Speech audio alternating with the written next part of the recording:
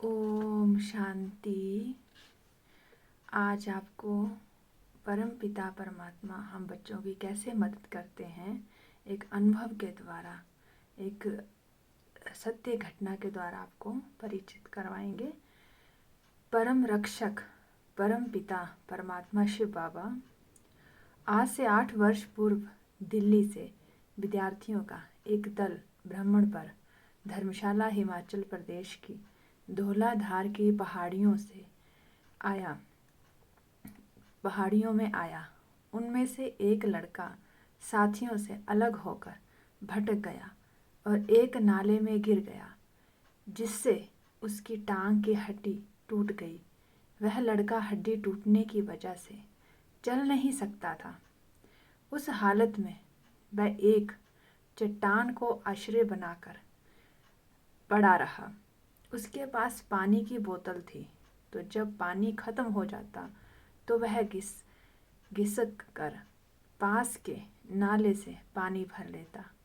उसी पानी के सहारे वह 8 दिन तक जिंदा रहा।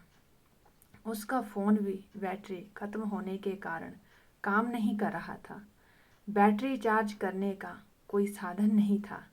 उधर साथी विद्यार्थियों ने इस लड़के को साथ ना पाकर उसके गुम होने की सूचना पुलिस को दी। 8 दिन लगातार पुलिस बचाव दल के साथ उसे ढूंढने में लगे रहे, परंतु कोई कामयाबी नहीं मिली। उस लड़के के घर वालों को भी सूचित किया गया, तो उसका पिता भी लड़के को ढूंढने धर्मशाला पहुंचे।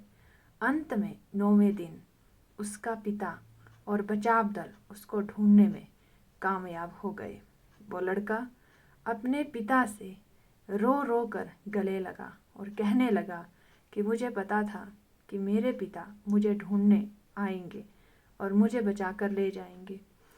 मैं इस घटना का वर्णन इसलिए कर रही हूँ कि उस लड़के की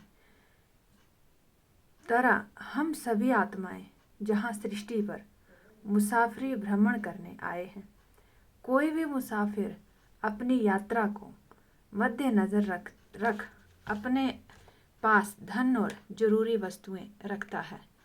आत्माएं भी सतयुग और त्रेता के सफर में अपने संगम युग में कमाया यह हुआ सत्कर्मों का धन और पवित्रता का धन से अपनी यात्रा संपन्न सुख शांति से पूरी करती है।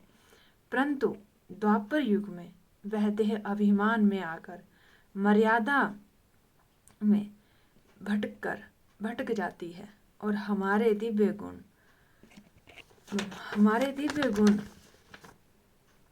हमारे से शुद्ध चिंतक उनसे हम अकेले हो जाते हैं। भटकने से गिरना स्वाभाविक है, जिससे हिम्मत की टांग टूट जाती है। परम पिता परमात्मा से हमारा संपर्क टूट जाता है। हम जहाँ गिरे हैं उसी हालत में रहने को मजबूर हो जाते हैं और जो कुछ इस नाले में उपलब्ध है उस पर ही गुजार करने पर मजबूर हो जाते हैं।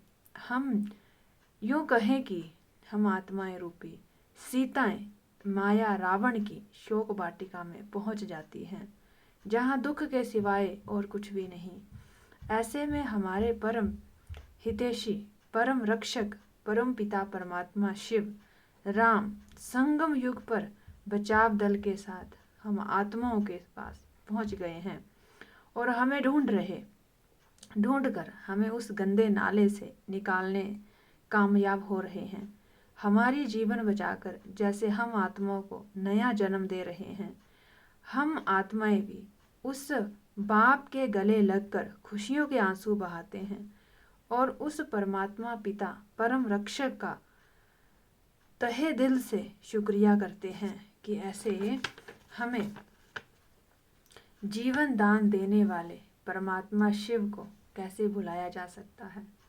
परंतु ये भी एक परम सत्य है कि 63 जन्म देह अभिमान में रहने के कारण स्वयं को आत्मिक स्वरूप ज्योति स्वरूप में स्थित होकर इस निराकार ज्योति स्वरूप परमात्मा शिव को याद करने में रहना घड़ी घड़ी भूल जाता है।